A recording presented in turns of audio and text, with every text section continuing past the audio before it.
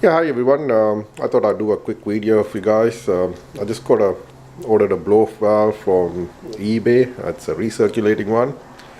It's pretty much a copy of the Perrin one. And this brand is called EP Man. As you can see, it's got full recirculating over there. So you basically install it on the intercooler. On the front, you can adjust it. Either you can go hard or soft. And you can also rotate the flange as well by adjusting those small bolts. So what comes with the package is you get the hoses, you got the T connectors and the straight joints, you got a couple Allen keys, and you got the bolts as well, which goes to the flange. Overall, looking at it, the quality is pretty good. It's pretty solid. Inside you just got a spring. It's quite tight as well. I don't know the spring rating. So at the moment, I'm just going to install this on my Subaru Forester 2004 STI. Currently got the factory blow-off valve, which after replacing the intake system, its car seems to be leaking quite a bit. So I thought I'll give this a try. So check out my other video and I'll show you how the installation goes. Cheers. Yeah, hi everyone. So I'm just going to install that blow-off valve that I bought.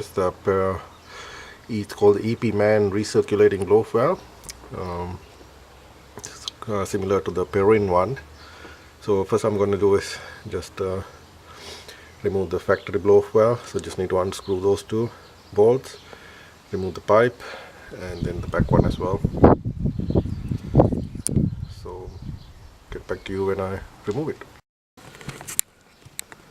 Alright, so I managed to remove the factory blow-off valve, which looks like this. So in order to fix the EP Man one, all I have to do is just remove this piece over there and connect it to the back and follow the same process as I did to remove the original one, and yeah, put the two bolts back in and connect the hose. So let's see how that goes. Alright, so once you connect the piece from here, from the original blow-off valve, this is how it looks. So now all I have to do is go and install it.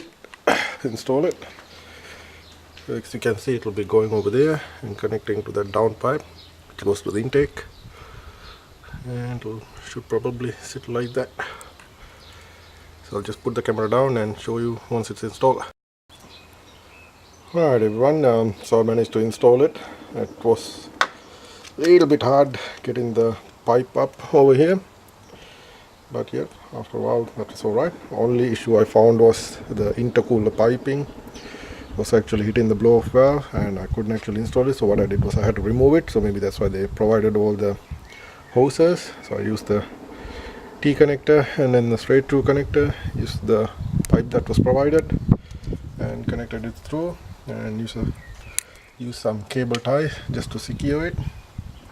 Not everywhere, because I'm planning to put an oil catch can over here, so I'll leave that one out. So let's see, now I'll just start it up and see how it goes.